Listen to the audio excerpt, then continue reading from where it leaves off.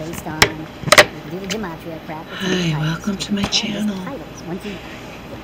Glad you decided to check me out. Certain trailers are going to throw out a key You're word. wondering what I'm all Speaks to this about. big picture. And you're going to watch this. Well, first and foremost, it's a vlog, okay? I talk about my present day existence. I talk about my past life, which, if you decide to explore further, you'll find was, keyword being was, quite colorful. Nowadays, I can barely remember what it's like to have any kind of fun. But, social engineering boot loop. It's anyhow, when they stroke your cock. Boot loop. I hope you decide to subscribe. I hope you decide to stay. All the other bullshit lately. Like I said, first and foremost, it's a vlog. Yeah, it's a boot. But either way, it incorporates other things into it. Several years ago, I started showing my feet and doing giant hats and things like that because I had fan requests for that. I am a big girl, bigger than I would like to be. I am 5'9.5" and bare feet. I thought I would do a new welcome to my channel, considering what's going on with our world. Which, by the way, even though I don't talk about it all the time, I'm aware, okay? Don't kid yourself. I'm aware of what's going on. Let's just, to put it lightly, okay? More aware than I would like to be. Right now. You can keep throwing these channel digits at me. You can keep coming through my house, into my house when I'm asleep, while I'm in an altered state of mind, and positioning things in my house to get me thinking that you materialize through thin air or you walk through walls like Casper. You know, I don't fall for this trickery, this sleight of hand, which is involving a high-level use of psychiatry, which I'm fed up with. This is my private space. This is my private quarters. I don't consent for anyone to come into my private quarters, invade on my private space, leave their residual energy and their perfume in my house while I'm not in a conscious state. I don't think anyone would accept this if they're conscious of it. I seek freedom and liberation from this.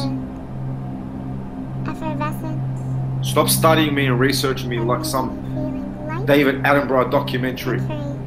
Cut off these surveillances that you've got in my house, these cameras and these audio surveillances. Stop the neighbors from having their surveillance cameras pointed at my house. Stop these regressive means that are pressing me. That's all I request, because I seem to be generating hatred and animosity in society's eyes by being in these altered states of minds which I have no recollection of. No recollection of whatsoever. People want to believe and trust what I'm saying is the truth. That's totally up to them. But I'm telling you this from my heart. This is the truth. I've got no recollection. Yet the small little vivid bits and pieces of the puzzle which I do recollect, and giving and taking with people and reading them, has allowed me to form a greater picture. No more. No more gladiators. No more milking me. And now that you see me speaking with the veins popping out of my neck, you're going to come for me and drain me of my energy. I'm going to be waiting. I'm going to be waiting for you. They say that languages always change over time. I do believe that language started with symbols, kind of like the runes and the things that you see, you know, in the so-called, I wouldn't say Egyptian, I would say like any kind of symbols. Look at some of the occult alphabets. And eventually people develop a way to phonetically express those symbols. But now we are actually returning back to those symbols. I mean, look at the emojis. People are more prone to reply in emojis than in actual words. So I do believe that as this planet is reversing the process, we're going backwards now. So things are going to be more back to the essence, which is exactly what Jesus spoke to the Essenes. This quote, "We move invisible money through invisible markets at invisible speeds, guided by invisible hands with invisible oversight." And that's exactly what is happening in the world. And it's going to become even more invisible now that everybody is going to have a clone within this digital platform that we call the internet. Yeah, that's what's going on. And people are going to be remote controlled The relations which individual animals bear to one another are of such character that they ought long ago to have been considered as sufficient proof that no organized being could ever have been called into existence by other agency than by the direct intervention of a reflective mind. This argues strongly in favor of the existence in every animal of an immaterial principle similar to that which by its excellence and superior endowments places man so much above the animals.